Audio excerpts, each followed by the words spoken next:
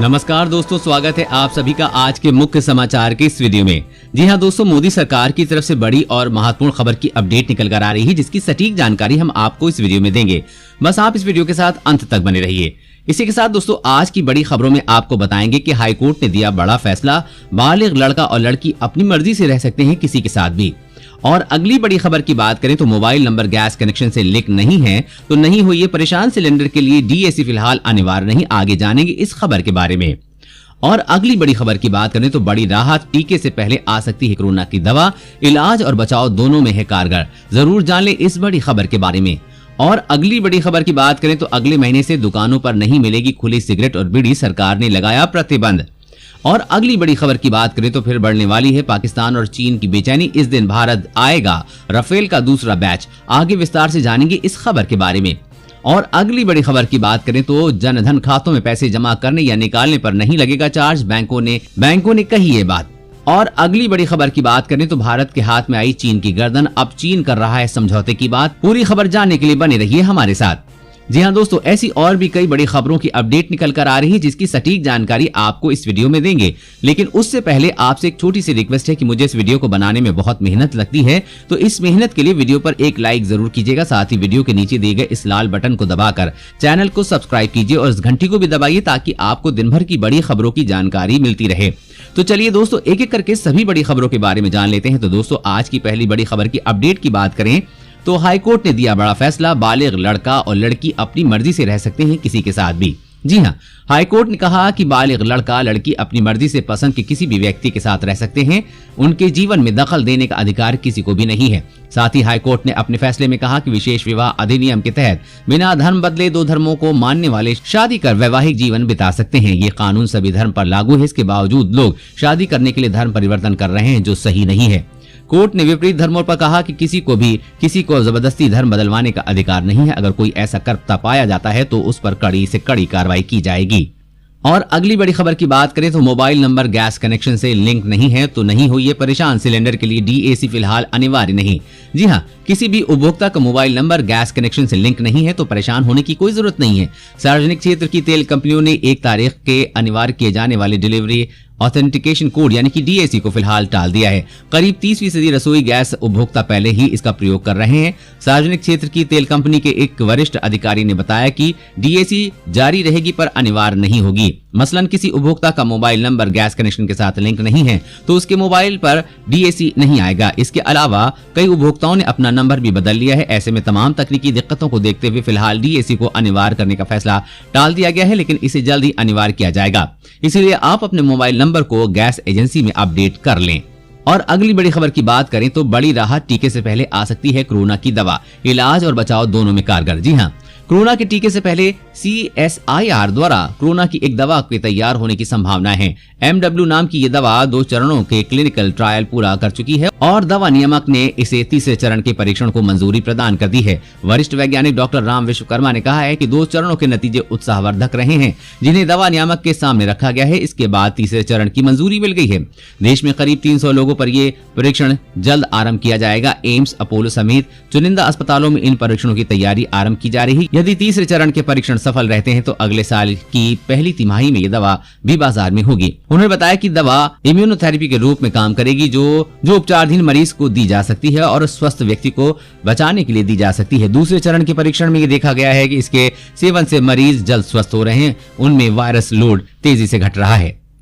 और अगली बड़ी खबर की बात करें तो LAC पे तनातनी के बीच इस महीने 3 बार होगा पीएम मोदी और शी जिनपिंग का आमना सामना। जी हां, लद्दाख में तनातनी के बीच प्रधानमंत्री नरेंद्र मोदी और चीन के राष्ट्रपति जी जिनपिंग का इसी महीने 3 बार दुनिया के अलग अलग महत्वपूर्ण मंचों पर वीडियो कॉन्फ्रेंसिंग के जरिए आमना सामना हो सकता है।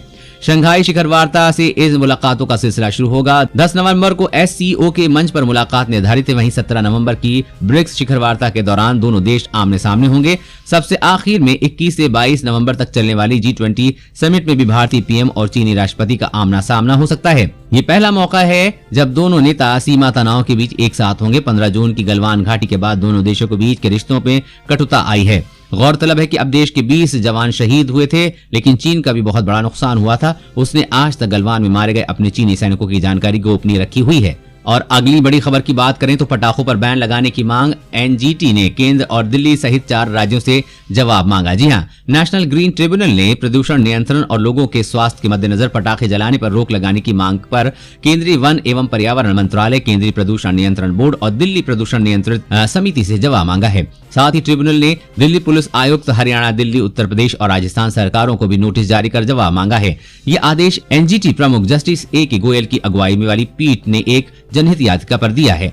याचिका में दिल्ली एनसीआर में तेजी से बढ़ते प्रदूषण और इनमें लोगों के स्वास्थ्य पर पड़ने वाले कुछ प्रभावों के मद्देनजर पटाखों के इस्तेमाल पर रोक लगाने की मांग की गई है। इसको लेकर एनजीटी ने 4 राज्यों से जवाब मांगा है। वैसे दोस्तों, पटाखे जलाने पर रोक लगनी चाहिए या नहीं, नीचे कमेंट करके जरूर बताइएगा। और अगली बड़ी खबर की बात करें तो अगले महीने से दुकानों पर नहीं मिलेगी खुली सिगरेट और बीड़ी, सरकार ने लगाया प्रतिबंध। जी हां, अगले महीने से बीड़ी सिगरेट को खुला बेचने पर पूरी तरह से प्रतिबंध लग जाएगा। इसके बाद पान गुटखा की दुकानों पर कोई ग्राहक 1-2 सिगरेट नहीं खरीद सकेगा। इसका उद्देश्य युवाओं और स्कूली बच्चों तक सिगरेट जैसे उत्पादों को न पहुंचने देने की कोशिश बताया जा रहा है। आपको बता दें कि तंबाकू उत्पादों पर पैकेट पर अपने उपयोग में होने वाले नुकसान की जानकारी छापी होना अनिवार्य है। पैकेट के 85% भाग पर चित्रों में लिखी जानकारी के साथ शब्दों में भी इसके उपयोग से नुकसान की जानकारी होना अनिवार्य है। इतना ही नहीं, पैकेट पर ऐसी हेल्पलाइन नंबर का छपा होना भी अनिवार्य है, जिससे अगर कोई व्यक्ति तंबाकू उत्पादों का उपयोग छोड़ना चाहे तो उससे उस पर संपर्क कर सके। डॉक्टर BS चरण के मुताबिक 1-2 सिगरेट या बीड़ी के बेचने पर इन पर ये जानकारी अंकित करना संभव नहीं होता। यही कारण है कि खुदरा में 1-2 सिगरेट की खरीदारी करके इसे पीने वालों तक तंबाकू उत्पादों के खतरे की जानकारी नहीं पहुंच पाती है।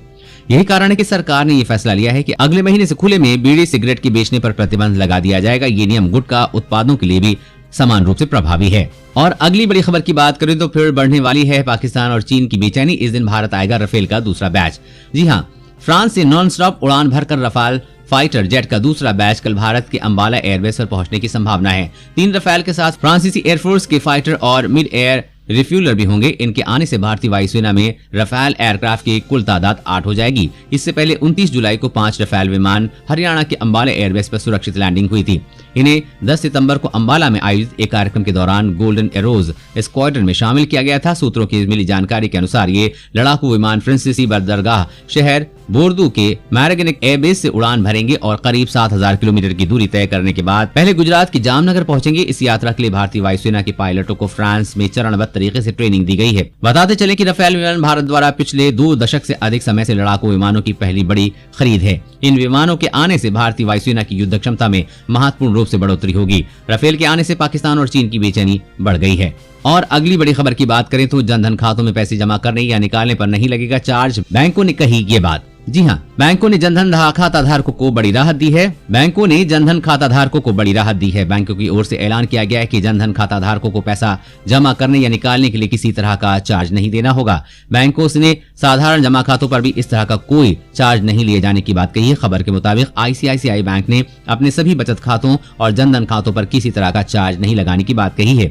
वहीं भारतीय स्टेट बैंक, BOB बैंक और PNB बैंक ने भी जनधन खातों पर किसी तरह का शुल्क नहीं लिए जाने की बात कही है। जनधन खातों पर मिनिमम बैलेंस रखने की बाध्यता नहीं है। सामान्य खातों पर बैलेंस कम होने पर बैंकों की ओर से शुल्क लिया जाता है। हाल ही में कुछ खबरों में दावा किया गया है कि जनधन खातों से हर नकद निकासी पर 100 रुपए चार्ज किए जाएंगे। सरकार की ओर से साफ किया गया है कि जनधन खातों की मुफ्त बैंकिंग सेवाओं के लिए कोई चार्ज नहीं लिया जाएगा। सभी बैंक RBI के दिशा निर्देशों का कड़ाई से पालन कर रहे हैं। और अगली बड़ी खबर की बात करें तो भारत के हाथ में आई चीन की गर्दन, टेंशन में पड़ा ड्रैगन। जी हां, चीन लद्दाख सीमा पर भारत के साथ तनाव बढ़ा रहा है, लेकिन वो भारत के साथ कभी भी युद्ध नहीं कर सकता, क्योंकि अगर वो ऐसा करता है तो उसे काफी दिक्कत का सामना करना पड़ेगा और चीन आर्थिक रूप से बर्बाद हो जाएगा।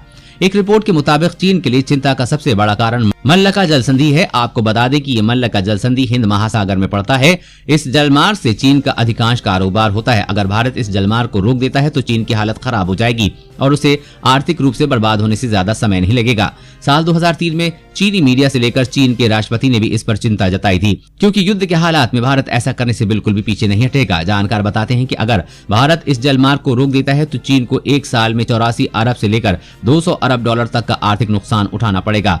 आपको बता दें कि इसी मल्लका जल संधि के द्वारा चीन का 80% कारोबार होता है, जिससे ड्रैगन की टेंशन बढ़ी हुई है और उसकी गर्दन भारत के हाथ में है। और अगली बड़ी खबर की बात करें तो किसानों के लिए गुड न्यूज, गेहूं के बीज पर मिलेगी 50% सब्सिडी। जी हां, गेहूं की बुआई शुरू हो चुकी है। गेहूं की बुआई दिसंबर तक की जाती है। इस फसल की कटाई फरवरी से मई तक की जाती है। गेहूं की फसल 130 और 140 दिन है। इन दिनों किसानों के सामने समस्या आई है कि गेहूं के बीज की। हालांकि तमाम राज्य सरकारें अपने अपने स्तर पर किसानों को गेहूं का अच्छा बीज मुहैया कराने का इंतजाम करती हैं। इसकी कीमतों पर कुछ भी छूट भी दी जाती है। पंजाब सरकार ने रबी सीजन के लिए गेहूं के बीज पर 50% की सब्सिडी देने का ऐलान किया है। पंजाब के मुख्यमंत्री अमरिंदर सिंह ने रबी सीजन में किसानों को 50% सब्सिडी पर प्रमाणित गेहूं के बीज उपलब्ध कराने के लिए कृषि विभाग की गेहूं बीज सब्सिडी नीति 2020-21 को मंजूरी दी है। इसमें लाखों किसानों को फायदा होगा। और अगली बड़ी खबर की बात करें तो आलू की महंगाई ने तोड़ा 10 साल का रिकॉर्ड। जाने कीमतें बढ़ने की असल वजह। जी हाँ, आलू की महंगाई ने पिछले 10 साल का रिकॉर्ड तोड़ दिया है। कोल्ड स्टोरेज आलू से भरे हैं और पर कीमतों में कमी होने का नाम नहीं ले रही है। मोदी सरकार ने आलू की घरेलू सप्लाई बढ़ाने और कीमतों को काबू लाने के लिए भूटान से 30,000 टन आलू का आयात करने जा रही है। इसके बावजूद देश के अधिकतर शहरों में आलू 50 रुपए किलो बिक रहा है। उपभोक्ता मंत्रालय की वेबसाइट पर दिए गए आंकड़ों के मुताबिक देश भर में आलू का खुदरा भाव 50 रुपए से 60 रुपए किलो है। वहीं अगर प्याज की बात करें तो ये 60 रुपए से 95 रुपए और टमाटर 70 रुपए से 80 रुपए किलो बिक रहा है। सरकार की तमाम कोशिशों के बाद भी इसकी कीमतें कम होने का नाम नहीं ले रही हैं। दोस्तों, आज की खबरों में बस इतना ही। इसी तरह हर रोज काम की खबरें जानने के लिए आप हमेशा हमारे साथ जुड़े रहें। हमारे साथ जुड़ने के लिए वीडियो के नीचे दिए गए इस लाल बटन को दबाइए और साथ ही इस घंटी को भी दबाइए ताकि आपको हर खबर की सटीक जानकारी मिल सके। जय हिंद, धन्यवाद।